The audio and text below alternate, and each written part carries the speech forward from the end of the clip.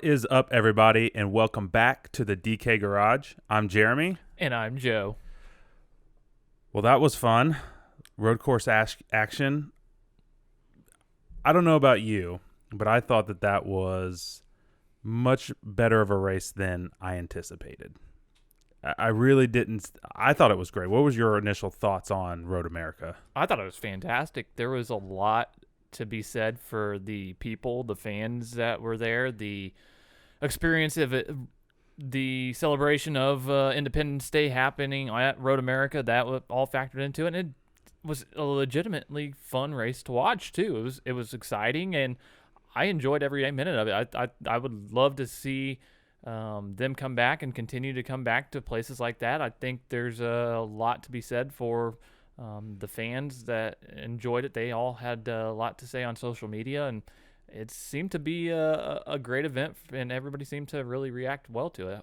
Looked like a great place to go camping, man. There was campers everywhere. I hope we maybe next year, year after, if they're still doing it, I hope we get a chance to go up there and do some work, because it just looks like a beautiful place of the country. And then how narrow that track is. We talked about it in our podcast. It was so narrow, and it really played out that way. We saw a great epic battle between Cindric and Matty D. I think at the start of the second stage. Unfortunately, Cindric, he broke a rear axle, I believe. Matty D drifted back, came back up to the front. But, man, those couple laps that they were going at it was some of the most intense. And we didn't anticipate, when we recorded the podcast, we didn't anticipate Chase Elliott would have to start 34th. But we did like him. That's why he was in the center of our table here. And he did what he does best. Won his 7th road course in his career. Absolutely phenomenal. And he led, 25 laps, I believe it was, 24? Yeah, he led a lot of laps, and it was something that we got to experience once again. Qualifying take place, and there was some fiascos during the So qualifying what was event. your thought of that? Because that seemed to be kind of a hot topic post-race, obviously, was, kind of should NASCAR have changed the time a little bit or done it better, or should they change it moving forward? Or do you think it's just kind of just how it goes sometimes? What was your thoughts on the way qualifying unfolded? And kind of let everyone know, if they didn't see it, kind of what happened. So there were a couple guys that got on track, and it's a 4-mile-long track. That takes some time to get around. And before they were able to get to their qualifying or finish their qualifying lap, either a caution flag was waving because somebody got in the wall or whatnot, and there was a couple instances of that happening. So guys like Chase Briscoe and Chase Elliott, to just name a few, really were kind of left out there without the ability to get their lap in, and so that required them to start at the rear. Tires were also the big reason why everyone was really trying to strategize about how to get out there, and this was kind of a key point even during the race. I heard the announcer say several times, people on Twitter talking about the tire wear was similar to that of Darlington and even like Atlanta, where we're at this week, where as soon as you put half a lap on your tires, you've lost a lot of the good sticky. And that really seemed to kind of screw what some of these teams were doing, like both Chases, Briscoe and Elliott. They really got bit at those untimely cautions you're talking about, with Bubba Wallace breaking a transmission, and I think the first one was the 78 going into the gravel pit. Maybe that was somebody else. Really screwed up a lot of guys, but it left the door open for some kind of wild strategy when it came to the DK slate. That it did, and we were able to witness all that and then put our DK impact scores out, which we will get to do again this week. We've got a full rundown going as well for you, so you better come back and check out the race day rundown on race day morning. Make sure you subscribe to make sure you get the notification when it is out.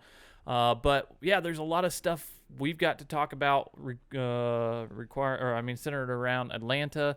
But getting back to the slate last week, there were a lot of guys that we rated high on our DK impact that performed well.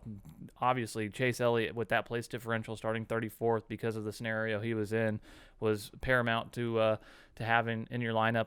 He ended up winning, had the most performance points. Obviously, that's huge. Kyle Busch, he spun out in practice and he had to go into a new car, if I remember correctly. Yep, so correct. That's why he was there. He didn't even get a chance to run any qualifying laps, so he started 40th.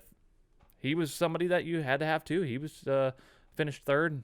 Huge led laps. Led laps. Yeah, he was strong. That team seems to be on a tear. And then you had some really strong value plays and Chase Briscoe and Ricky Stenhouse Jr. was really surprising to me.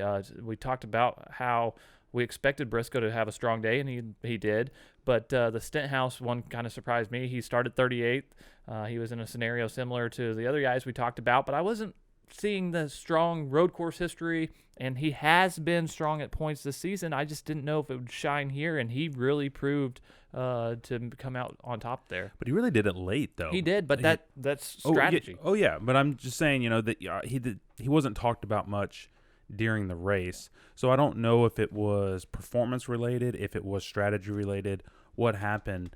But I was liking what I was seeing initially from Stenhouse because I didn't go with him much because of what we had talked about when we were putting together the impact score. It didn't look like it was going to be there. And before qualifying, I did not expect this slate to be a place differential slate. You usually need a couple of those guys in your lineups on road courses to really hit that optimal. But normally you're looking for track position and whatever performance points you can get. But a lot of it has to come down to your finishing position. And good strong runs. And unfortunately, I'm sure anyone who played, I think the big tournament, 32 or 33 people tied for first. And it was like something ridiculous, like 70 or 100 people tied for second. It really was a shame because my play to get off of all of the PD plays, I had obviously a ton of Chase. I had a ton of Kyle Busch. I figured those guys were going to be crucial. I like Briscoe. He came through. Kurt Busch came through kind of late, but he did do well. I had quite a bit of him. But where I decided to go different was Byron and Bowman, both of which who were looking great at different points during the race. I think Byron led 15 laps. He looked great. I don't really know what happened. I'm not sure if you caught what happened. I think he had either some issues, had to come in and pit, or just got off sequence. Something happened. Terrible finish for him. That killed all those lineups. And then Bowman, he came in late to pit because of a tire rub because he got into his teammate Kyle Larson because he had no brakes because this track was just brutal on equipment. And the other guy I kind of went with, we hadn't even mentioned, who for the first few laps looked strong, was AJ Allmendinger. He drifted back. I think I heard on one of the podcasts, I think it was a Door Bumper Clear, they said, I think it was that one, he had some issues, like some damage, some crushed panel issues, and they just never recovered. Very poor performance for him, anyone who used him too. Yeah, and there were some guys that we had talked about earlier in the season being strong at road courses that really hadn't shown it as late, like Christopher Bell. He actually had a very strong performance and was somebody that was in the optimal lineup. Austin Dillon, surprisingly, because of some place differential help there, he was in the mix. So guys that you don't always talk about, and then somebody that we had been accustomed to talking about here recently in road courses is Joey Logano. And he kind of had some place differential starting 14th, and he ended up in 15th. So there was a lot to talk about. And never looked good. Yeah. All the Penske cars, except for Matty D and the Wood Brothers equipment, but basically a fourth Penske car, we're used to seeing Blaney look good on road courses, or at least a few here and there. Obviously, Brad, he's looked strong at a few, and Logano's been looking really strong. They were nowhere to be found this week at Road America at all. I think that's got to be one of my biggest surprises of the weekend. I mean, how were you that surprised by the lack of performance from Penske this week? I kind of was, because we know they have a focus on 750s, and we think that they should have some ability at road courses. That Joey Logano has been strong in every single race so far, and it just wasn't there. I thought Keselowski would be starting 20th. He had some upside, but he's somebody that I hadn't seen a lot out of here recently, so it's interesting for me to see that he got only 7 place differential starting 20th. Kind of fell in line with what I was thinking. So yeah, overall I haven't been as impressed with what they've got going on. I really think that they are focused though on the tracks that matter whenever it does come down to the playoff situation. We'll see if they're dialed in here this weekend at 1.5 miles. Atlanta is one of those cookie cutter tracks that they're hit or miss on. Blaney has a win there, so we'll see if they can pick it up this week. But yeah, it's one other week, another Hendrick win, it seems like, and Kyle Busch has been somebody that's been more consistent as of late too. He's going to be playing in the mix to here pretty soon as we get into this playoff stretch. There's a lot of drivers that really shine, and then some guys that had some rough weeks. So one guy I want to kind of actually have a little conversation about, but we'll get to him in a second. 2 guys I just want to briefly touch on because they kind of surprised me. Not because I used them. I actually don't think I ended up with any.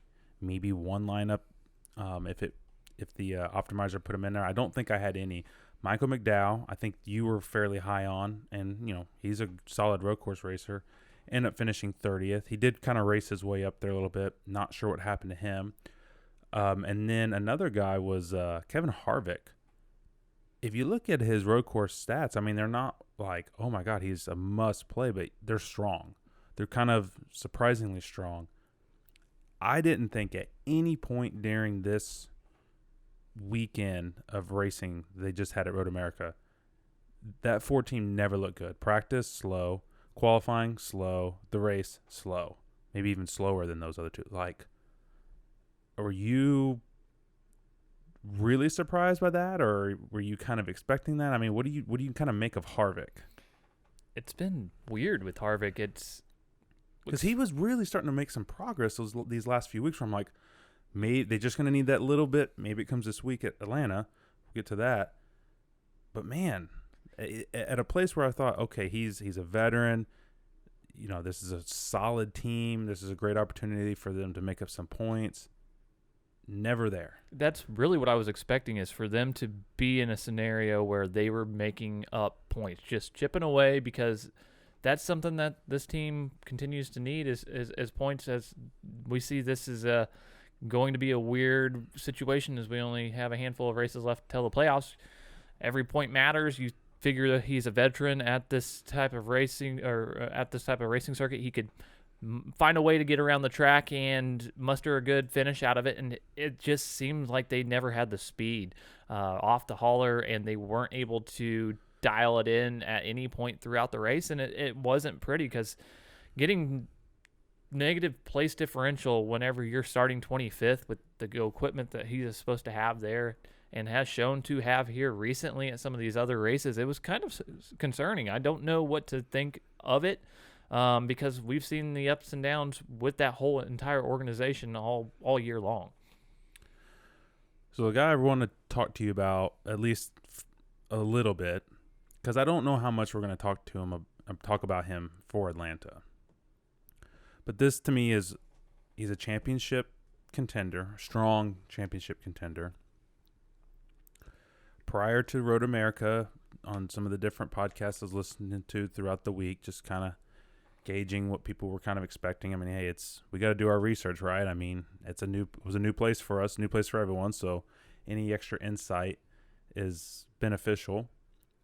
And it seemed like Truex, the opinion on Truex is starting to get really divided. You got a lot of people thinking like he's slipping, he's in a rut, and then you got other people who are like, it's just this track here, it's just this. Look at what he's doing on playoff tracks, blah blah blah blah blah.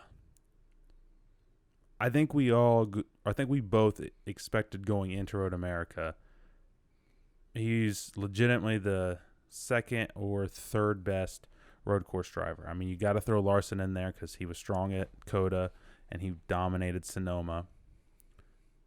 we were kind of or at least for sure I was like expecting Truex before we saw practice to look good and to be up there. Started ninth, finished ninth. Pocono 11th and 18th. First race he was 18th, then got 11th. 35th at Nashville. Let's see. Let me make sure. No, sorry. 22nd at Nashville. He did finish third at Sonoma. Charlotte was 29th. Obviously, he wrecked out of Coda. At times, he looked decent here. But he finished 35th. Dover was 19th. So you got to go back to the 12th race of the year where he won at Darlington. Is Truex and that team in a rut right now?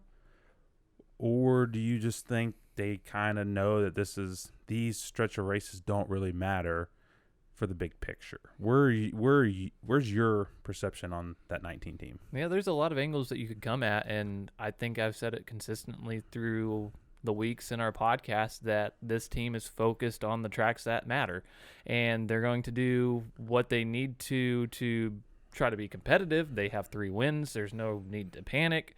They're under Joe Gibbs Racing, which is probably the most, if not second most well-funded team in all of the sport. I have no concerns whatsoever. I made a bet last night that he's going to win the championship. I'm confident that this team's going to be able to find the right mix, and we saw it last year where Kevin Harvick was dominant in all the races that didn't matter whenever it got to the playoffs, and he ended up not making the final cut. And I think it's going to be the reverse of this, where we see Truex really get the things start to really play out in his favor whenever it's crunch time, and we'll see if that really is the tail of the tape or if these guys are really reeling right now and they do have some issues. I think it's the way I just described it, but it could be the other way. I kind of am a little concerned because road courses really don't matter. I mean, they should make it through that first round with the Roval. Or is it the second round this year? I think it's the second round. Yeah, I think it's second round. Either way, they're not really that worried about that. But they've always done good at Sonoma. They've always done good at Watkins Glen. Obviously, he finished third at Sonoma, but he started 19th. Not really his fault, metric system. But definitely didn't look as good as Chase Elliott and Kyle Larson. Like, okay, well, they're on a heater right now. Still that he's the next best in line, right? But at a place like Road America, the talent that he has on the road courses, it's in 750 equipment. So that does kind of matter to a lot of these key races in the playoffs. I get it's not the same track. And I get Nashville's not the same track. But to me, if you're going to be a championship contender, even on your off weeks where you're not really trying to hit it, at no point did I ever think that he was going to truly contend at Pocono or at Nashville. Definitely not at Charlotte. I mean, I thought going into Charlotte he should because of his history. Once the race started, he never looked good there, never looked strong at Dover. Even if Kyle Larson doesn't like win the championship, he's looked strong at almost every different track that he's gone to. To me, that is a little concerning from Truex. I know they can completely turn it around. Joe Gibbs, I get all of that. But to me, if you're going to be a true championship driver and just come out and smack everybody, even on the tracks that don't matter, you should still be running strong, putting up solid laps. I'm not seeing it here. I think they're playing a little bit with fire here if they're only focused on the playoff tracks. Well, we saw it last year with Denny Hamlin and Kevin Harvick coming out and winning half the schedule basically between the two of them, and they're not the champion. It matters about the way the schedule is built and the tracks that really matter. It seems like Truex and that team have completely dialed in. We'll just have to wait and see. And we don't have too much further to wait. We're continuing to get further and further into this. This is episode 24, and we got Jeff Gordon represented here. There's a lot of playoff talks to come, lots of new things that are happening. The race this weekend at Road America was one of those things that we're getting more and more of, road course action. There's more of that in the weeks to come. I'm excited with the way this thing's shaped up. What else about Road America?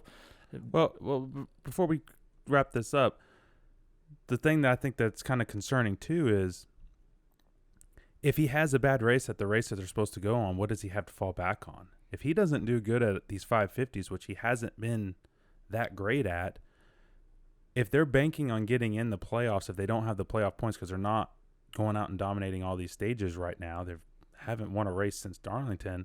If they're banking on getting in at Martinsville, what happens if Chase Elliott wins that and they don't point their way in? Or what happens if Joey Logano wins that? He's strong there. Because there's 2 550s in that last round. Harvick was great in that first round. He won 2 out of those 3 races.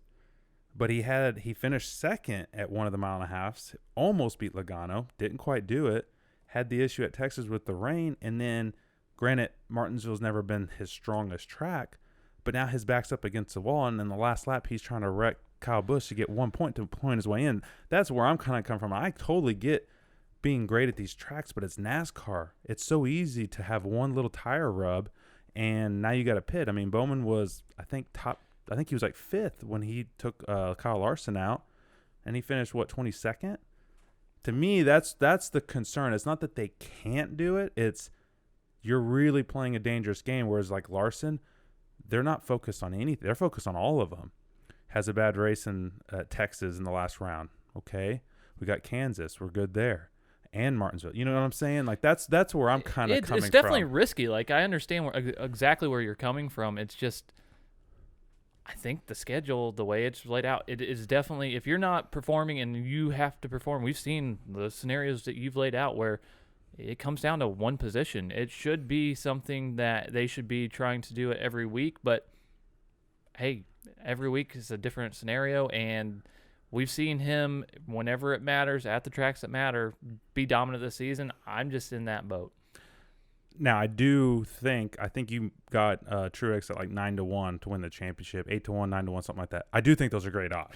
I'm not disagreeing with you there. I think that should be some concern from that team because that's just too long of a streak for a championship driver to not be up there contending up for the fastest laps. So besides that, any other key takeaways that you think we should pull from Road America that maybe gives us a little insight? I mean, we still have a few more road courses to go. We got the Indianapolis road course, which no one at the Cup level has raced on in a Cup car. I mean, Briscoe's been there in Xfinity. Allmendinger will probably be in that race too. Obviously, Roval in the playoffs, and there's one more. What's the other road course? Oh, Watkins Glen. Oh, yeah, obviously. One of the best road courses to watch. Do you think there's anything that we can kind of take away from this race, or I guess your kind of finishing thoughts on Road America? Yeah, we learned a little bit. We saw that Chase Elliott's strong once again. Kyle Busch was there in the mix. Kyle Larson is able to get around road courses. A lot of the same things that we've seen. We just have a little bit more data to go off of. We've seen some of these top drivers have to come through the back. We know that they can do it with ease and still lead laps. So there are things that we can point to later on in the season and gain from this. I think it's just one of those deals where we're going to see some more action at some road courses. We'll be able to look at this and really go through it with a fine-tooth comb and look at our notes and be able to get some information. But I'm excited for what we've got on the slate next, and there was a lot of exciting news overall that happened after our podcast because we had to film it earlier in the week. Yeah, really. Yeah, that was unfortunate. Yeah, but how about you? Anything you want to wrap up your thoughts with Road America, or you just want to talk about some of the really exciting news? No, I hope and I do expect NASCAR to put this back on the schedule next year. It'll be interesting to see what the next-gen car does on there. Supposedly it's going to be a better car for road courses. It looks, I don't know if it actually is, but it looks wider than what they currently have. So on that narrow road course, it might be even more chaotic. And at most of the road courses we've been to, I'm fine with the full course caution, especially for incidents, things like that. But not at Road America. If they make at least one exception, it should be Road America. I mean, 4 miles, I forget what it was that brought out the late flag in stage 1, but there was the last 3 laps under caution. then all the pit cycles. It was 22 minutes under yellow. Or 24 maybe. It was 22 or 24. I mean, it was longer than a halftime game for NFL. That's definitely not something that they can do. I understand at some of these other road courses it's fine, but I think they got to do local cautions or something, because it's just too long. That was really the only thing that I thought was kind of a little bit of a downer. And I do want them to clean up the qualifying. I do think, kind of like what you're saying, it's kind of what happens. I mean, sometimes you're just unlucky. But I think especially from our point of view, don't do it the same day, just a couple hours before. Do it the previous, or, the day before, or even 2 days before, however it has to work in the schedule. Get these guys out on single or just group, 5-car group qualifying. So they can put down a solid lap. They're not worried about cars who are on their qualifying lap and who are on their warm-up lap. They just can't have that. Other than those two little things that are easily fixable, I thought overall this was a success for the sport. And I think it was good to see, and good for that team to see Chase Elliott come out and dominate like he's been doing, or like we know that he can do. Yeah, and it was shortly after we got done wrapping up our episode that everybody got Bombshell. the news. Yeah, that we've got Trackhouse now has taken over and the Chip Ganassi charter, and both of them. Yeah, both of the charters and the race shop, and we'll be operating out of there. So they have one confirmed driver to fill one of the two rides, and that is Daniel Suarez. So he'll be coming over. Mr. Amigo. Yeah, so he'll be coming over and being the primary driver at this point. It's going to be fun, and there's a lot of speculation on who the second driver is going to be. Sounds like Ross Chastain and Kurt Busch are the ones that are in the discussions, obviously, since they're there. But we've also heard Kurt Busch going elsewhere and being a driver for another team. There's a lot of things to unfold because this was really unexpected and kept very quiet for a while, it sounds like. Yeah, from what I've heard, it sounds like, Chip Ganassi, I mean, he said this publicly, it wasn't for sale. Whatever offer was offered, it was so good that he had to take it. And I think that's good. I think Trackhouse is going to put a little bit more emphasis into their NASCAR program, because that's going to be their primary focus, whereas Chip, he's got IndyCar, he's got other things that he does and that organization does. I think now they'll be better in those sports. And as we enter this new era of NASCAR with the next gen car, Colleague is also in the mix now. 2311 maybe adding a second car. I don't think that's confirmed, but that's kind of the rumor. You got things shuffling around at Penske. Hendrick is on top of everything right now.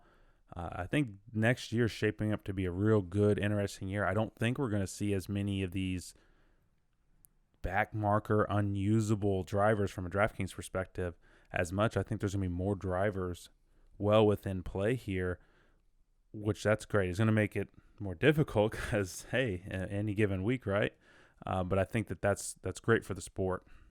It absolutely is. It was really a shocker to me. I was wondering how Trackhouse was going to acquire their charter, at least the one to be able to give Daniel Suarez a ride, and then he came out with the news of that acquisition, and it took a lot of people by surprise. I think the Twitter world was abuzz about it for quite some time, and it's big breaking news whenever a team gets bought out. It's one of those deals where we've seen NASCAR take over charters before because teams haven't been able to field them, and now we're in a position where teams are selling off to other teams, and it's an exciting time to be part of NASCAR, especially with the next-gen car coming out in 2022. I think a lot of people are looking at this as an opportunity to take advantage of existing facilities and experience, and hey, it looks like Justin Marks and that team over there have their stuff together and are making the moves to be in the mix when we start racing next year for sure. I hope NASCAR doesn't mess this up. They got a lot of hype going right now. Seems like the interest in the sports, it's going in the right direction. I heard a big complaint. I experienced this personally. they took away coolers at the track. I've heard that you're supposed to be able to bring a cooler back at Atlanta, which is great because it's going to be, I'm sure, pretty hot there, humid. You're going to want to have that cooler available. So they're listening to their fans. I also heard, now that the garage passes are coming back online, they're also letting, kids in as well. So that's going to help grow the younger, generation, the next generation of fans, help keep this sport going. We don't know much about the next gen car right now. We've only seen a little bit in testing. I just hope it's a solid product because they've been able to do a good job building up height. They even brought a NFL player on to help grow it even more, Alvin Kamara. They got a lot of things going in their favor right now. They got to land the plane, though. Only time will tell, obviously, but I do like where everything is headed. How about you? I think I'm in the same boat. I think a lot of stuff's headed in the right direction, and then you get information and news like the Atlanta reconfiguration that is now supposed to take place. And Not sure I like this, though. Then you hear the driver's perspective of what NASCAR is doing, and this week there was a lot of back and forth on Twitter about the configuration of the track we're at this week at Atlanta Motor Speedway. This track has got some history of being rough. It's aggressive on tires. It's part of the strategy. We'll talk about that here in a second. But yeah, whenever they came out and showed the banking, they're changing the banking. It's going to be a different configuration, and it's something that's going to be interesting to see how it actually transpires because it looks kind of like a Darlington. It's weird. Yeah, I've heard different mixed reactions on what they think the racing might be. And obviously the biggest thing we don't know is how the new car is going to drive on it. It seems like the general consensus is it's going to be a 1.5 mile Daytona Talladega style race, pack racing, all that. But then I saw earlier today, I saw it today. I don't know when he said it. Rodney Childress is like, it's going to be a 1-lane track. There's going to be no passing at all. So I don't know what to think. I know they got to repave it because it's apparently so worn out. It's barely hanging on. But to do all this other stuff, I don't know.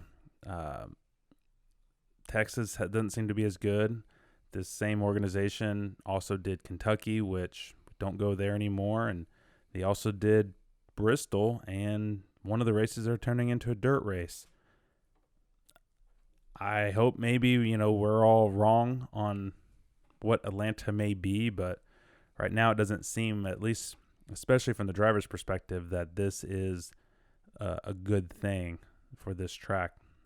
We will see eventually. Well, I know it's working in the marketing department because everyone's talking about it. So that's part of what NASCAR is so good at is marketing. They've been able to do that over the years, and those guys up there in the suits are making decisions on what is impacting the numbers game at the end of the day. And I think this is part of what their angle is. And but the problem is if you hype it up to here and then the race comes in at a here, you piss off your fans and you piss off the drivers. Then fans don't even want to go to Atlanta Motor Speedway in the future. I'm not saying that's going to happen, but you got to be careful hyping and getting all this publicity and all this stuff going, and then it doesn't deliver. It sounds like none of these drivers were really consulted about, giving their input on the racing surface or any of that. That's my biggest hesitation because they've done this in the past. They hype something up and it just doesn't quite deliver. It's not what the fans really want. But to be fair, the fans don't even know what they want. I mean, NASCAR Twitter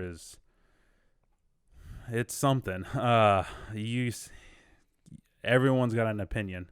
Obviously, when it comes to this, you're never going to please all of them.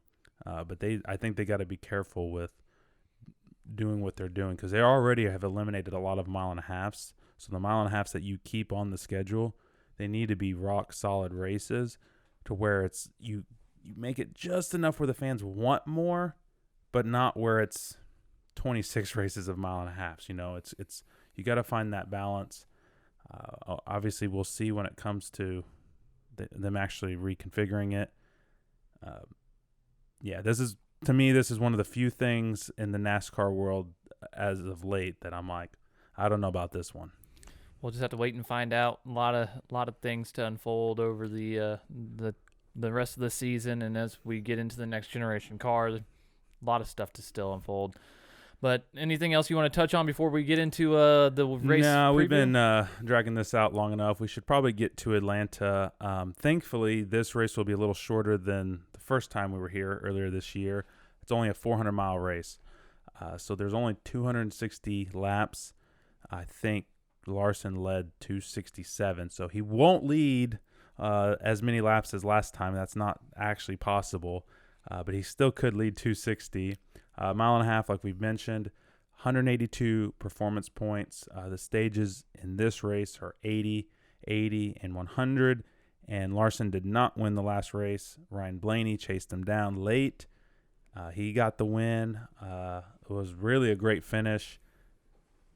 What's your opening thoughts on this configuration of Atlanta Motor Speedway round 2 for 2021? Yeah, we already have a lot of good information and data to go off of for this race because it's another mile and a half cookie cutter track like we just kind of got done talking about. That's why they're reconfiguring it. And they race here on the 550 horsepower package, which we have ran 9 races in this package already. So looking at that and the 5 mile and a half ovals that we've ran so far, I'm looking at Kyle Larson as being the dominator in once again, potentially. The thing that we're looking at from a DraftKings angle is he's priced up very high at the top of the salary board. So there's a lot of stuff to really dissect here. We definitely try to do that with our race day rundown. We'll give you a quick in and out on Sunday morning. So make sure you go check that out and take in our DK impact scores. We also have our race guide that is down below in the description. Really a digital magazine to go along with some of the stuff that we're talking about here. Gives you a nice overview of some of the drivers we like, some core driver builds, lineup builds, and some other useful information that we put together. So go check that out if you have some time. It helps you kind of get a nice visual when you're not looking or listening to what we have to say. You can actually look at the numbers real quickly, and it's nice and clean. But going back to it, Kyle Larson, he's got a lot to prove with that $12,000 price tag. Kevin Harvick's the next one that is in the discussion in regards to salary. He's 10.9, so you have about $1,100 of difference there to play with. Larson's starting 6th, so he has some place differential that hasn't always been there whenever he's getting on the pole and leading a lot of laps. So he does have a little bit of upside on the place differential even this week. Yeah, he does. And he started 6th in the first race this year, so had that same PD upside. Obviously, you had to have him, and he had 160, over 160 DraftKings points. I can easily see this happening again, but I will say, even though he was primed to win the first Pocono race before the tire went down, still managed, I think it was a 9th. And he had damage early in the second Pocono race. Obviously, had to do the invert. And I think he had to go to the rear, too, because they had to change some stuff. Still managed second. Now, a little misleading because he wasn't ever running that high. Drivers in front of him had to pit for fuel. Obviously, we covered that after that race. And he was looking strong early at Road America, but he did drift back some. Never really raced his way back up there. Then he got some damage and spun, got the spin out from Alex Bowman. That obviously hurt his finish compared to where he was running. But I am seeing, at least based off the last 3 races, a little bit of a pullback from what we've been seeing with Kyle Larson. I think I mentioned it in the last podcast that I think there's something going on with the front ends of these Hendrick cars that's giving them some sort of advantage. Appears NASCAR may be tightening up some of these tolerances that they're allowing. We're not getting all this information. This is all kind of hearsay, but it could be some of that. Maybe that edge that 5 team has had for this stretch of races we've been running, maybe it's starting to drift back a little bit. Maybe we don't see Larson just flat out dominate. But I'm not willing to risk that completely in all my lineups. I will not fade Larson this week. When you lead as many laps as you did, 269, that's hard to argue with. Where are you kind of landing at on the wanting to play Larson? Because obviously that $1,100 is a big price difference. When we go through the slate,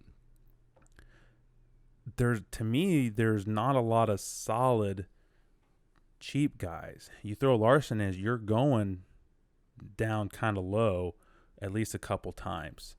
There's not a lot of great plays down there. I feel like it's a little hard to play Larson, especially if he doesn't just wreck shop like he did last time. Yeah, DraftKings made it a little bit challenging with the price tags because some of the value plays that I was looking at before salaries came out are priced up, which that's their job. They're supposed to make it a little bit difficult. But I think there is some value to be had down below, and we might differ on our impact scores, and that might be the difference of the slate. But I think Kyle Larson is somebody that is a must-play at this point almost weekly. You don't want to go 100%, but you don't want to go zero either. You don't definitely want to fade him all the way either.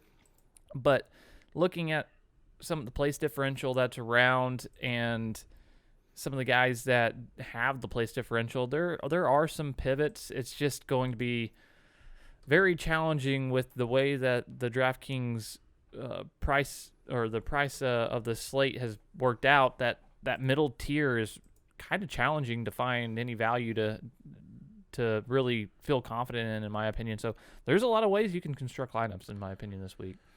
Yeah, it's interesting because I'm taking a little peek now. We have this is a little spoiler, a little tease. We have Larson and Harvick rated the same in our impact, and they're different plays this week. A little surprised to see that. Not too surprised. I don't want to rate Harvick as high as I had to. I gave him a 9. But at 21, at one of his best tracks, I think you kind of got to have some exposure to Kevin Harvick. Would you risk fading him or running, like a 10% on Harvick? Or do you I know you rated him a 9 as well. Do you think you can make that move, or is that just too risky for you to want to do? It's a GPP play. You can do it. Kevin Harvick in this season at 1.5 mile ovals, he's fairly strong. So it's one of those situations where we've seen him get a little bit better, and then we were at a road course, and he's not always the best, and it looked pretty bad. But I think this is more where we start seeing traditional Harvick. I think him and Childers have had enough success here to really take what they've learned over the years and apply it, and he might sneak one in, and this might be where he is able to get a win. So I don't think he ended up leading a lap at the last Atlanta race earlier this year, but when you include that race and 4 other races, so the previous 5, he still ranks out as the best driver according to driver rating, a 125.6 compared to a 116.8 for Larson. I mentioned he didn't lead any laps, but if including that, he's still averaging 133.8. This shows you how dominant this guy has been. He has 2 wins. His average finish in those 5 is 5th. 3 top 5s, 100% on top 10s. But I want to see Harvick actually break out if he's going to be back in the main rotation.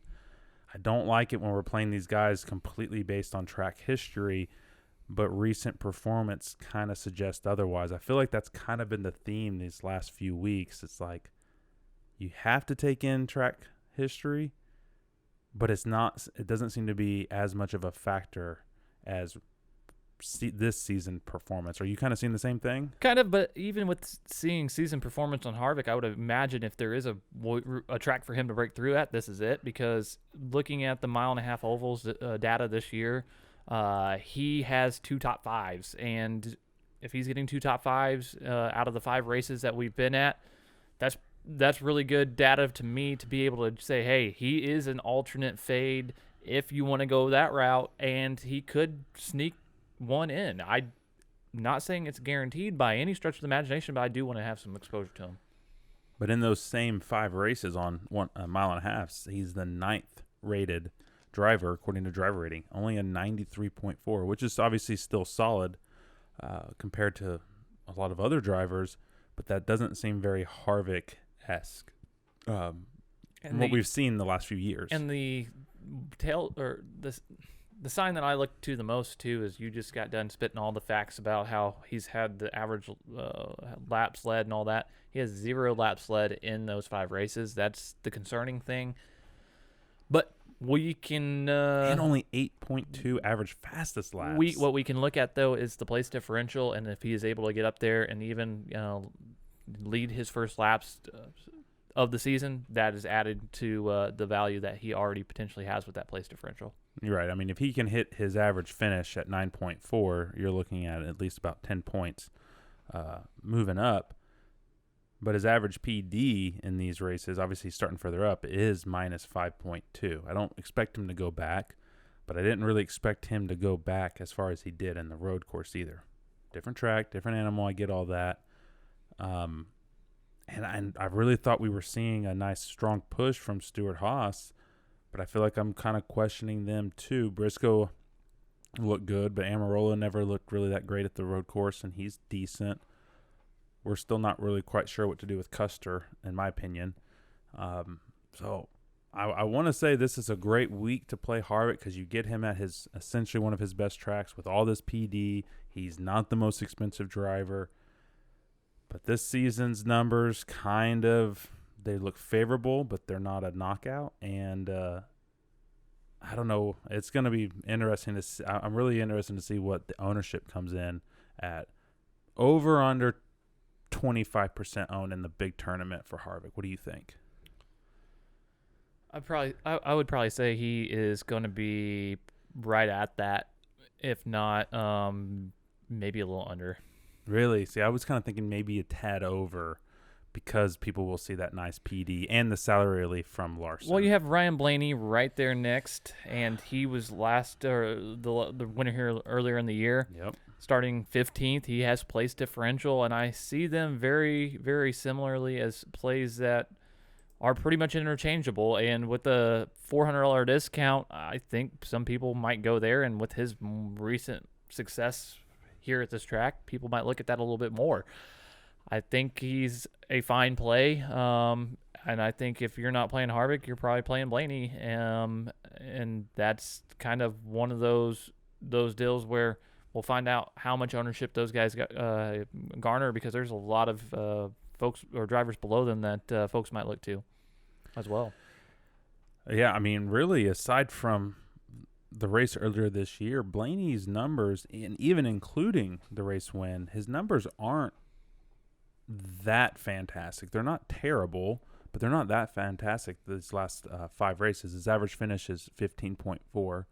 1 win, 2 top 5s, 2 top 10s, only 3 top 15s, an 8th rated driver according to driver rating. Obviously, that win helps. Let's see, where is he at on the 1.5 miles? Decent, rated 7th. And driver rating, but average finish is 13.8. Obviously, if we see the same performance as the first race, he's a lock because of that PD. But I do feel like there's a little, for me at least, a little concern there, just because there is a little conflicting data, and we've seen him in spots where we thought he'd look good in the race, and he just didn't really do it. And Penske seems to be a little off on their 550 package. I completely understand where you're coming from, and I can see the hesitancy because I do see other drivers below him that have some solid paths to value, but he could. This just seems to be where he could be really comfortable, and some of the data does point to he has success here and it's proven. And I think he could be a solid pivot just to be different. And then GPP for sure, it's a great play in my opinion. It'll be. I mean, they need a good performance. Get some momentum going before the playoffs. I think that whole organization does. A guy who doesn't need any more momentum, I think he's he's the second hottest Kyle, and I would say he's also the second hottest driver. I would probably rate him over just the last couple of races a little higher than Chase. He got the win at Pocono. I think he got second, and it was another top 5. I think he got second in the first Pocono race, and then he finished first in the second race, stuck in fourth gear. Went literally from like 40th to leading the race relatively quickly at the road course, finished third. Kyle Busch is really on a heater. He comes in at 10-3, so they did price him up. He's starting second. Been pretty solid on the mile and a halfs this year. Where are you kind of landing at on your interest in Kyle Busch? You see him as, if we get more than one dominator, and I'm kind of emphasizing Larson, is Kyle Busch that guy, or are you thinking it could be someone else? Where are you kind of landing at on Kyle Busch? I think he could be able to find himself in a dominator position, but you really need that with the price tag and the starting position. He definitely has a lot of good data to back up his 550 stats and even mile and a half ovals, just tailing Kyle Larson pretty much in every statistic. So if something happens, which we've seen before, mechanical issue or whatever the case is, he could be a great alternate. All these drivers that we just got done talking about after Kyle Larson are really decent pivots to a Larson issue, because we've seen it. It happens. It's NASCAR. And Kyle Busch could be somebody that capitalized on it. He has been on a heater. I knew at some point this season he would get on one of these heaters, and here it is. We're right in the mix of it, and he could, with the 550 equipment, have another strong performance, lead a lot of laps. But does Kyle Larson take the show and run away with it again? And then there's even some other guys that we'll kind of get to that I think could get up front and lead. Here's some of the things that I like about Kyle Busch at Atlanta. Average finish in the last 5, 7.2. It's pretty strong. I think that is about fourth best or so. No wins, but he does have 2 top 5s. He's got 4 top 10s, so almost 100% there. And he hasn't finished outside the top 20 in the last 5. 7, almost, let's call it 18 fastest laps average. That's nice. You want it around there, maybe a little higher, but that's still good. The biggest concern for me with where he's starting at, you're losing essentially all PD. You got to have him get out front and lead laps. And in those 5 races, the last 5 at Atlanta, his average laps led is 3.2. Now, we know he can get out front and lead. We have seen it. Other data would back that up. But when we just look at Atlanta, that to me is the biggest concern with Kyle Busch. I think he could hang out in the top 5 all day. But does a guy like Larson, maybe Busch's teammate Hamlin, we saw him lead, I think, 25, 27 laps in the first race. Are those guys going to steal those performance points that you desperately need Kyle Busch to get to pay off that salary? And to be a little critical of Kyle Busch, the mile and a half ovals this year, we've had the 5 races. He only has an average of 4 laps led in those races. That's the recent performance.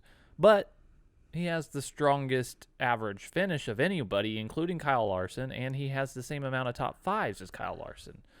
The Dominator potential Dominator... That's crazy, man. The Dominator results haven't been there, but his performance has been strong when he's up there, except for he is not getting the laps led. If that changes and we see Larson out of the mix, then he is the next in line to be able to do that. I think there's another driver below that's in an even potentially better position with some of this data that I'm looking at, but we'll get to him here shortly because he's next on the list. It's William Byron. These guys have done a pretty solid job of pricing these drivers up this week. He's $10,000, starting 19th. To me, I almost want to give him a 10. He's a strong 9, so spoiler alert, whenever you get to the DK impact scores on our race day rundown, he's somebody to look at because his data is very strong on these mile-and-a-half ovals. He's got better potential performance points data than Kyle Busch has with his average fastest laps and laps led. That's very strong data that we can look at saying, hey, he's been really good in these situations on these style of tracks, and with that place differential starting that far back, he's a great play. I do like William Byron. His his Atlanta stats aren't the best, but we've mentioned it essentially every race, or about every track we go to when it comes to William Byron's stats. He is considerably outperforming his career stats at these tracks. I mean, in the last 4 races here, average finish of 19th. He's only got 1 top 10, 21st rated on the driver rating.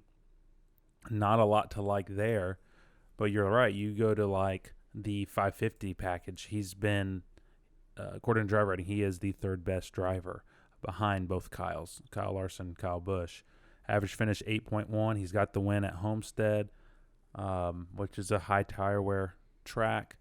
He's got 4 top 5s out of 9, 7 top 10s. He's got the same amount as Larson, Kyle Busch. I really like him in this spot. I mean, the biggest concern there is when you start that far back, your strategy tends to have to be a little different to get up there. That can work out for you, but sometimes getting off sequence, with your tires, that can hurt you. You're also around a lot of guys trying to move forward, so it's easy to damage your car.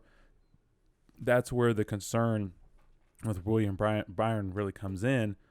But for the most part, he's been good at avoiding those kind of issues. I'm sure there's a few this year we could look at, but most of his really bad finishes on the stat sheet, when you look at it, when you actually dive into the race, at some point during the race he was running really good and actually was probably leading several laps in those races. So it wasn't a complete just crap race for him like we've seen in the past. I think William Byron is potentially one of the best plays on the slate, because at 19, starting 19th at 10,000, he doesn't have to do that much to really reach value.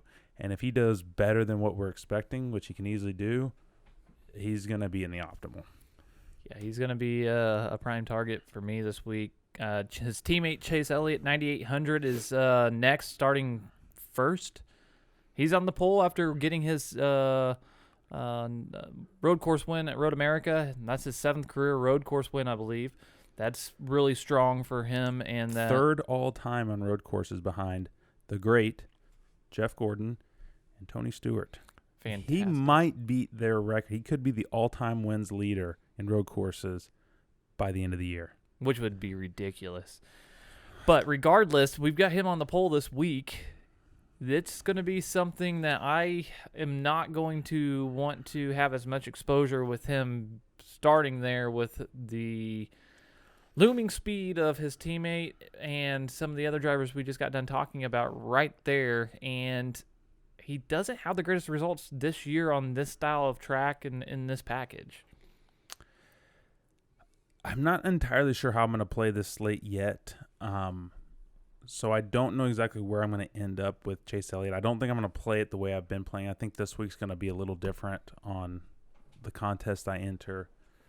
So I can't give an exact on how much Chase Elliott I'm going to have or if I'll have any. I think you can certainly build some lineups around Elliott. He's got good track position. Problem is there's no PD. And really, this, even though it's his home track, he was running decent earlier this year. His engine gave out, so finished like last or right near, I think not quite last, but he didn't finish the race. But when we look at the last 5 overall, obviously it would include that. It's not that great. He's only got 1 top 5 in the last 5, 3 top 10s, which isn't terrible. 10th on the driver rating. Average finish is 16th. Unless he's able to lead 50, 75, 100 laps and then drift back to 5th, 6th, 7th, it's kind of honestly where I see him finishing. I don't really see him winning this race. I don't really see him going out and dominating this race like Larson did earlier the year. I don't really see that. So if he finishes, 5th, 6th, 7th, that's a decent day for him. But if he does not get those laps led early, he's not going to be worth it because there's nothing but downside on the PD aspect. Yeah, he's in a tough spot in 1.5 ovals this year. Out of the 5 races, his average finish is 14.4. So he does have 2 top 5s in that time frame, but you still need him to lead a chunk of laps and really stack up those performance points, and I think other drivers will be able to do that a bit easier. And I think that's kind of going back to the Truex point. That kind of is one of those things that concerns me. If he makes it to that round of 8, which we kind of expect him to, that last round before the championship round, there's 2.5 miles there. Texas, which he's so at, and Kansas, which I think he does have a win there. But he doesn't perform there. I mean, how many other drivers are we going to see in these pressure cooker situations trying to get that win? Denny Hamlin, Truex, Logano at Martinsville. That would be a little bit of concern later in the year. Maybe that's one of those things they try to focus on and get a little bit better at this race. But I think from a DK perspective, I think playing Chase Elliott this week is risky. I personally, you may disagree, I think I'd rather play Denny Hamlin, who's next on the slate. He starts 3rd, not a lot of PD upside, 9,600, a little cheaper, but his stats seem to be a little bit better here at Atlanta. Where are you kind of landing at on Denny Hamlin this week? I think he has a little bit more to offer than Chase. Not a whole bunch, but he does have some more upside, in my opinion, in the 1.5 ovals that we ran so far this year. He has 2 top 5s like Chase does, but he does have a better average finish of 7th. Still not as strong as I'd like to see. He has quite a few fastest laps and some laps led in that time frame too. So I think he has some potential. I'm just 3 top 5s in the last 5 races at Atlanta, though. Yeah, I just don't know. There's so many drivers, and DraftKings did such a great job of pricing. There's some other place differential drivers I think that offer a little bit better path to value this week, but I still would like some exposure to Denny Hamlin in the right environments. I think this could be a race we see Hamlin kind of get out there, and I do feel at some point he should win, or he should win. I don't think he goes winless this year, but you never know.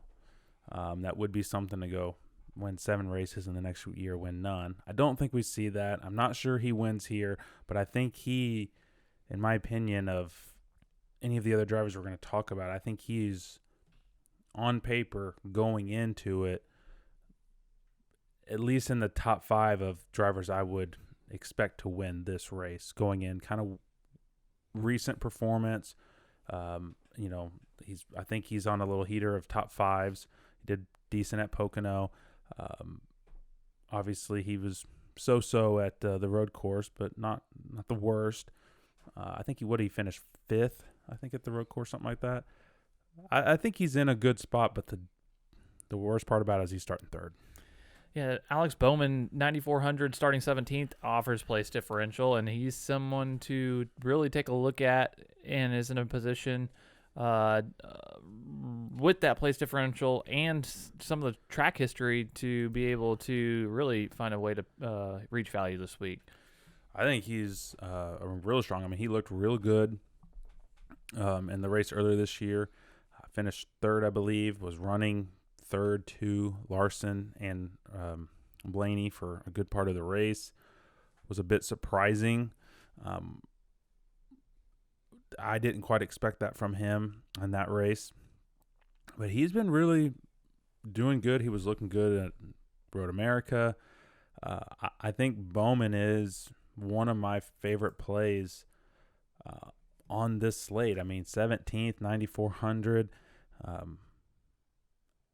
It's still risky. I kind of say the same thing about what I said about Byron. I mean, when you're around those kind of drivers, sometimes it can be hard to break through and race your way up there. But Bowman's been fast. That pit crew has been essentially top 3 best pit crews almost all year long. So some pit strategy could work out in his favor. I like Bowman a lot. Someone who I expect to go opposite of everyone when it comes to pit strategy is the next guy, Brad K, 9-2, starting 14th. It seems like almost every race they don't have the car to go out and beat everyone heads up. So they decide to usually run long, try to catch a caution, get off sequence on their pit cycles. Sometimes it works out for him. Lately, it doesn't seem like it's been. He's got 2 wins here recently, but for some reason, I have a hard time wanting to play Brad this week. Are you going to be wanting to be all on Brad? I mean, he's got PD upside. He's got place differential, and he's with that 14th place starting position, and he does have decent stats whenever you look at 550 horsepower package data from this year and 1.5 mile ovals from this year. He's got top 10 upside, but it's one of those deals where you need a top 5 finish for sure to kind of lock in that value, and we've seen some of the other guys do it a little bit more consistently. He's been up and down. Team Penske's in this package has not really looked as strong. We talked about that earlier in the podcast. They focused primarily on 750.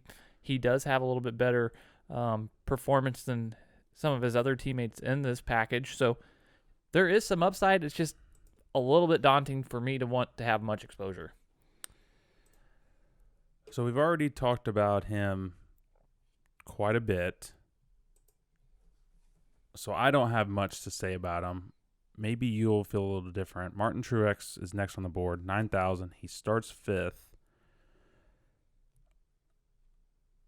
On paper, looks like a pretty solid play, but I'm hesitant on wanting to play a lot of Truex, if any, this week, even though when we look at the last 5 races at Atlanta, he's the 3rd best driver according to driver rating, average of 5.5, 3 top 5s, 22 fastest laps, 14 laps led on average.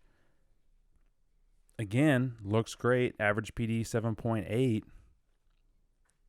Are you excited to play Truex this week? Or are you on him? What are you thinking about Truex? Because I feel like he's a little bit in that slump. I don't know if he breaks it out at Atlanta, but he does have decent stats here. Is Atlanta on the playoff schedule? It's not on the playoff schedule. No, I don't think he does very well then. I think they've got their focus, like we talked about, and I just don't feel that they're going to be as strong, and especially starting 5th. If he had some place differential, I could see having some upside. He does have upside starting 5th with being at $9,000. He doesn't have to have an insane finish or do a lot, but he did finish 9th. He started 2nd in the first Atlanta race.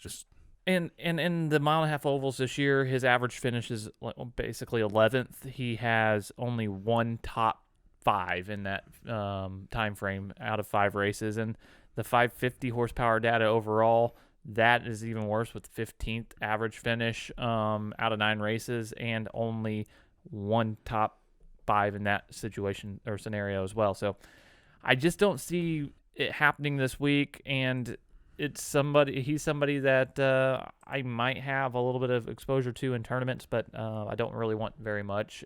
Joey Logano is next, and he's somebody I think is just as he's in a weird spot because he is enticing to want to play at 10th, but he's in a very similar situation with less than 9K. Yeah, less than 9K, and in a very similar situation with we talked about with Truex. He doesn't have a lot of good data in this package or here recently. 3 through that information that we were diving through, I didn't see a lot that was like, man, I really want to have exposure to Logano this week. Yeah, I thought that I didn't really know what to expect with Logano, but when I started going through the stats and everything, there was not a lot that made me feel confident to want to play Logano. 550s just don't seem to be quite where that they need to be for that team. Been better on the 750s on average. But he could obviously, it's Logano. At any point they could click. But with where those teams are at, I mean, look, his teammate won. So Penske won this race. So they have, I think, they're going to have good data with that team. But Logano and that team do seem to be on a little bit of a skid. They got to be looking for some momentum to get going before the playoffs. I just don't think it really happens this week. I kind of see them hanging around the 8th to 12th, 13th, 14th place, around in there. If he does that, it's probably not really going to be worth it for that price tag, which is a little surprising because you don't get Logano under 9K very often. Yeah, and out of the 5 races in a 1.5 mile oval this year, he has 1 top 10. That's kind of concerning. And he only has 2 top 15s out of those 5 races as well. That is one reason he is our yellow caution flag in this week's race guide. So make sure you go check that out. And then we get to Chris Buescher, somebody I was really excited about talking about before pricing came out. And pricing came out, and they priced him up based on some of the data I was looking at. I was really excited to try to play him, and then now I don't know if I want very much exposure with that price tag. I don't think I'm going to end up on any Chris Buescher. I see the 18th, but I don't see a ton of PD. Obviously, it can work out, but personally, I'm not really on Chris Buescher this week at that price tag. If it was, 7,000, sure. But I think it's tough to want to play him starting 18th, but being 8,600, it doesn't seem like it's going to work out. But with Chris Buescher, he's just one of those guys that's just, when he hits, and you can't really predict it for him. So maybe a lot of other people feel the same way. I haven't tried to build any lineups with him, so I don't know what other guys you can really cram in there with them. I personally think Kurt Busch is a little bit better, 8,400, even though he has less PD upside at 8th. Yeah, I think Kurt Busch is in a solid position. He doesn't have to do a lot. As long as he has a strong finish and he does have good data to back that up, he can do that. Chris Buescher has a lot of good data to back up his 1.5 mile ovals, 11th place average finish, which is very strong. He averages in the top 15, but you really need him to break the top 10 to pay off that value.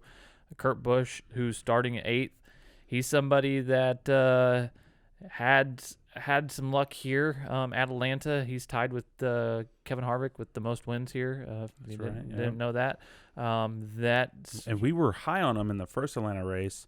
And just a quick recap, Denny Hamlin wrecked him. So Denny Hamlin wrecked him, and next thing you know, he's finishing towards the rear of the field. Yep. And so some of his data is skewed, but I think he's a fine play. I think there's some other guys below him that could have better paths to value more easily, but he's somebody I definitely want to take a look at in some special environments. So there's really no one in this next range that I'm interested in playing until we get to Daniel Suarez. I'll let you jump in on anybody you may want to play, but personally for me, after Kurt Busch, if I land on Kurt Busch, the next guy I would be interested in is Daniel Suarez. He starts 27th. He's 7,700, a little priced up from where he normally is. But where he's been running and showing that he can run, I think that is a legit top 20 car and knocking on the door of a top 15.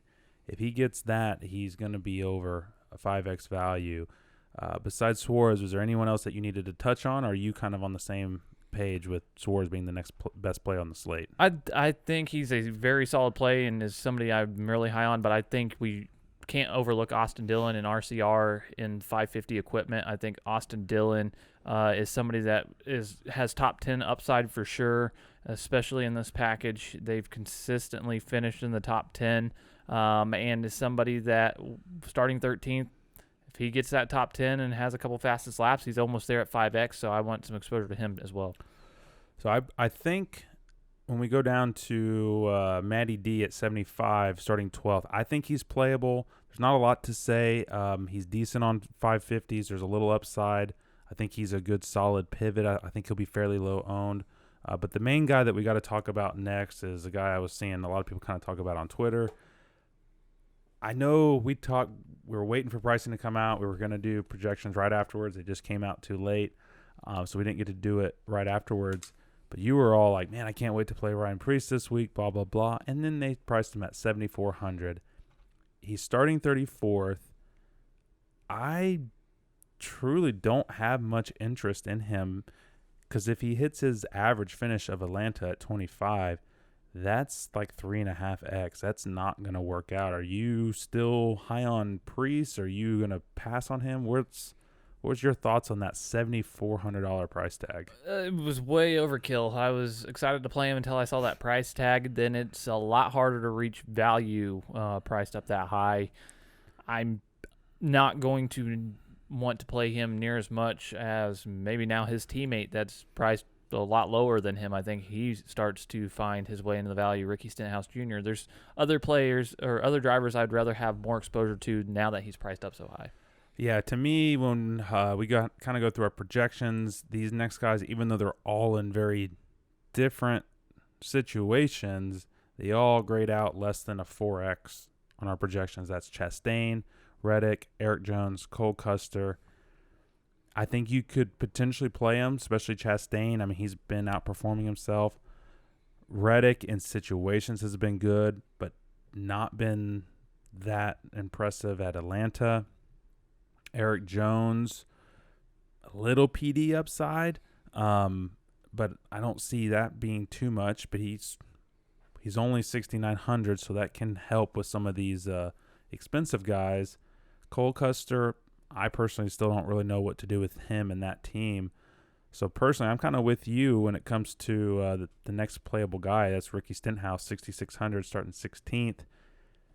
Never love when the slate is forcing you to play Ricky, but I think this is a week where you might have to bite the bullet and you need some of these cheaper guys. So what do you – I know you kind of mentioned that you're kind of high on him, but what's your thoughts on Stenhouse? What makes you want to be high on him? I wouldn't say I'm high on him. I definitely think at that price tag he is worth playing. I swear I was really hoping to find Preece with that place differential, but him starting 16th, getting a top 15 is doable for sure, especially in this package. That's why I was kind of hoping that Preece's teammate was priced in this range. But Stenhouse he's got some upside here, but it's one of those situations where you're looking for him to kind of maintain and do a little bit with a couple fastest laps to really try to get that 5X value point.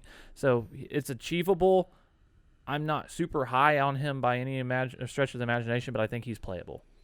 So I personally am not comfortable at this point in this person's career to play Chase Briscoe starting 11th at 6,400. I think once he's had more opportunities, things like that, I think starting 11th he could be playable.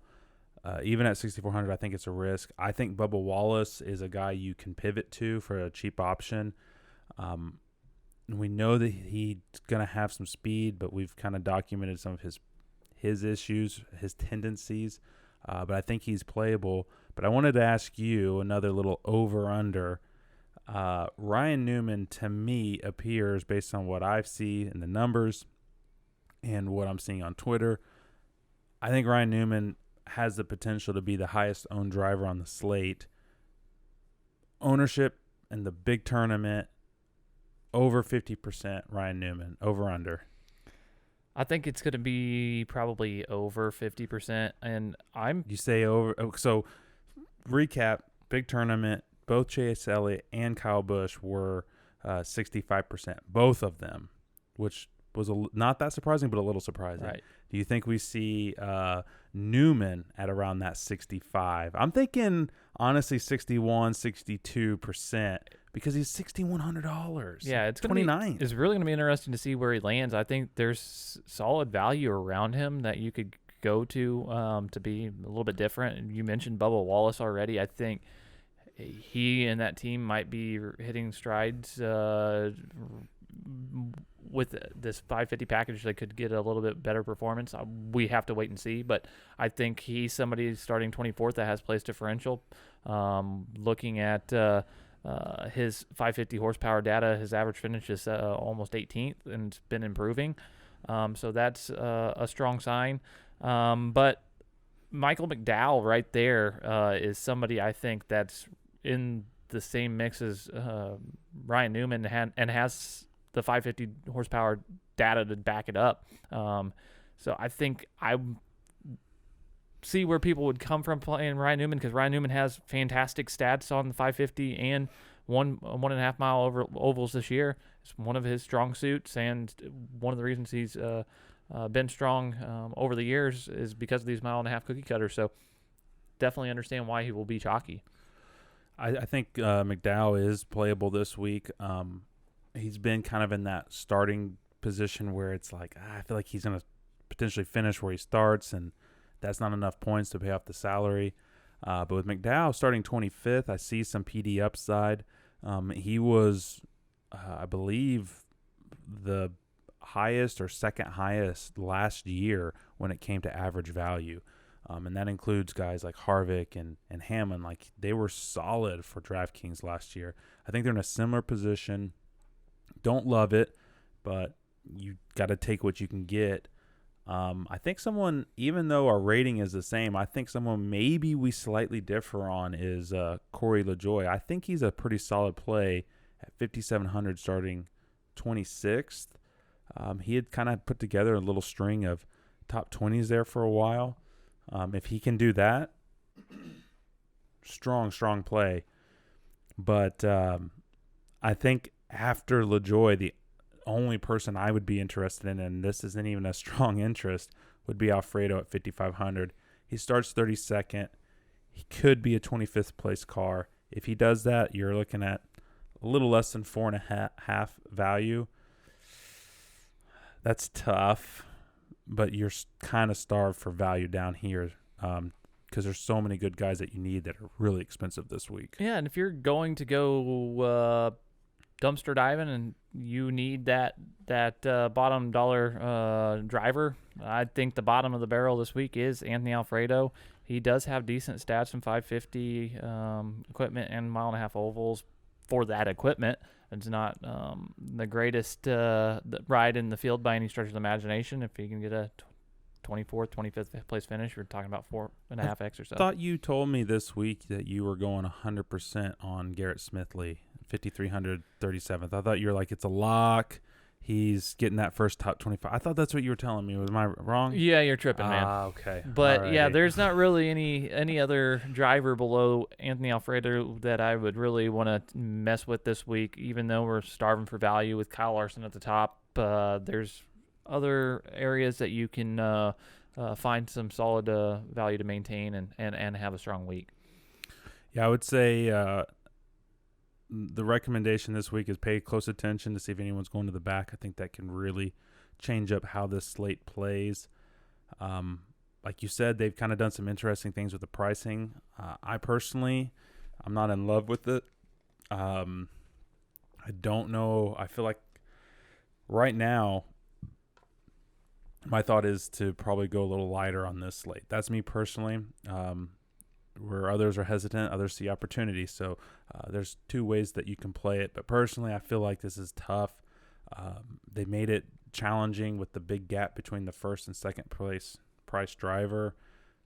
We just don't know for sure if Larson's going to do what he did in the first race. To me, this is a very, just initially, my initial review, and as we've talked about, I think this is it's a very interesting week, to say the least. Yeah, it's going to be challenging, and strategy is going to be part of the mix for the race teams as well. You'll see some short pittings.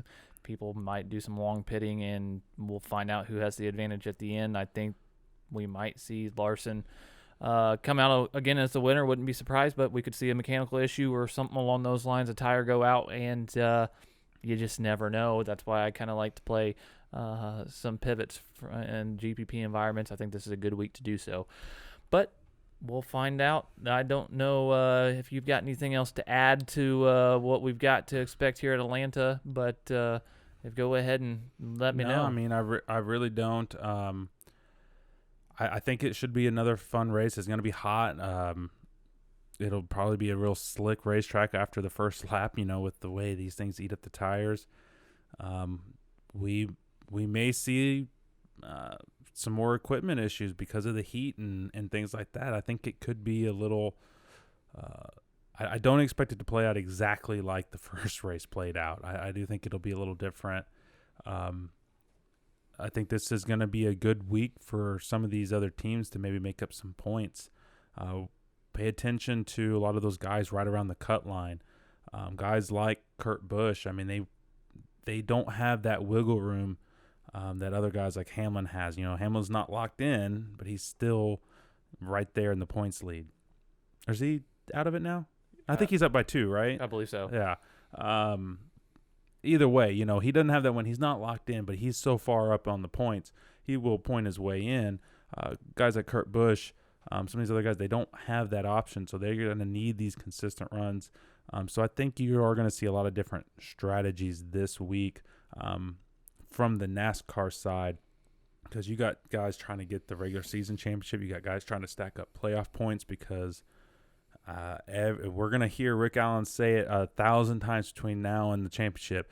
Every position is a point, and we've seen it tie before, and it come down to a tiebreaker who finished best. I mean, every point truly does matter from here on out. That's kind of my final thoughts on Atlanta. How about yourself?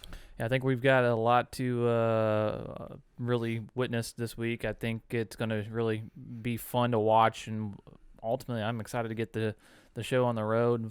We're going to be back with our race day rundown episode on race day, so make sure you check that out. And we're always excited to bring you that. And Atlanta was our first opportunity to do that earlier in this year, so here we go, full circle.